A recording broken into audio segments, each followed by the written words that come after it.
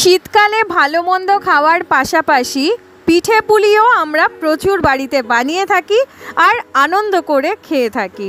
প্রত্যেককে জানাচ্ছি ওয়েলকাম। আমি সুদেশনা ঘাটাক্স কিচেনে। চলো এই নিউ ইয়ারের প্রথম রেসিপি পাটিসাপটা দিয়ে শুরু করা যাক আজকের রান্না। এখানে নিয়ে নিয়েছি 1 কাপ পরিমাণ গোবিন্দভোগ চাল। এটাকে একটু ভিজিয়ে রেখেছিলাম, হালকা করে জল দিয়ে একটু পিষে নেব।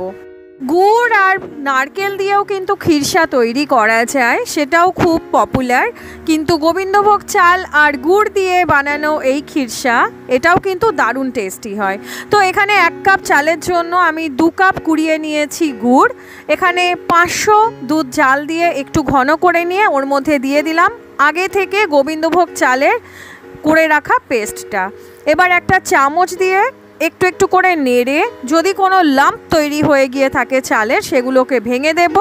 তারপরে 1 চামচ ঘি দিয়ে সিমারে এটাকে বেশ কিছুক্ষণের জন্য ফুটতে দেব। এই সময় দিয়ে দিলাম বেশ কয়েকটা এলাচের দানা, চাইলে কিন্তু এলাচের গুঁড়ো ব্যবহার করা যেতে পারে। এবার অ্যাড করে দিচ্ছি 2 কাপ আগে থেকে কুড়িয়ে রাখা গুড়। এই গুড়টা কিন্তু 2 কাপের বদলে হয়তো একটু বেশি কমও লাগতে পারে, তবে খুব বেশি মিষ্টি খিরসা এখানে করছি না।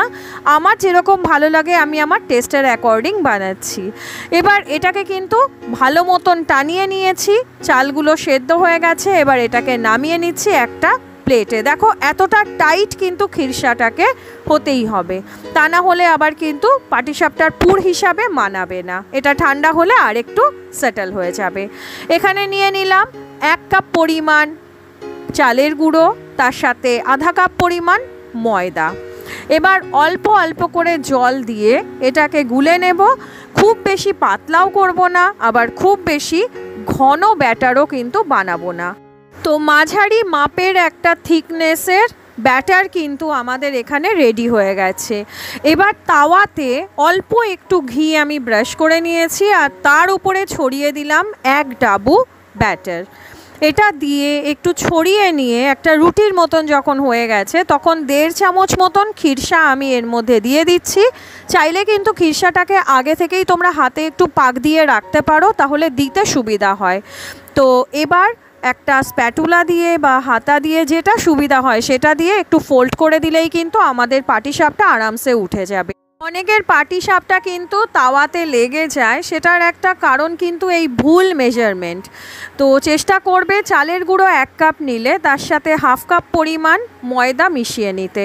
এতে করে ঠিক যেরকমটা স্ক্রিনে দেখতে পাচ্ছ খুব সহজে পাটিসাপটাটা উঠে আসছে, সেটা কিন্তু করা সম্ভব হবে। আমি আরও একটা তোমাদেরকে করে দেখিয়ে দিলাম। তো এখানেও পাটিসাপটাটা হয়ে গেছে, ওপর থেকে জাস্ট একটু ঘি ব্রাশ করে নিচ্ছি আর এপিট ওপিট একটু সেঁকে এটাকেও আমি নামিয়ে নিচ্ছি। আর অবশ্যই যখন পাটিসাপটা বানাবে চেষ্টা করবে একদম লো হিটে পুরোটা বানাতে। যাই হোক, একে একে সবকটা পাটিসাপটা আমার হয়ে গেছে। আশা করলাম তোমাদের কাছে রেসিপিটা সহজ হলো। নারকেলের আর গুড়ের পুর দিয়ে আমরা কিন্তু পাটিসাপটা বহুবার খেয়েছি, কিন্তু এভাবে একবার গোবিন্দভোগ চালের এই পুরটা বানিয়ে পাটিসাপটা খেয়ে দেখো, আশা করি এটাও ভাল লাগবে। পরবর্তী এপিসোডে দেখা হচ্ছে। Till then, bye by.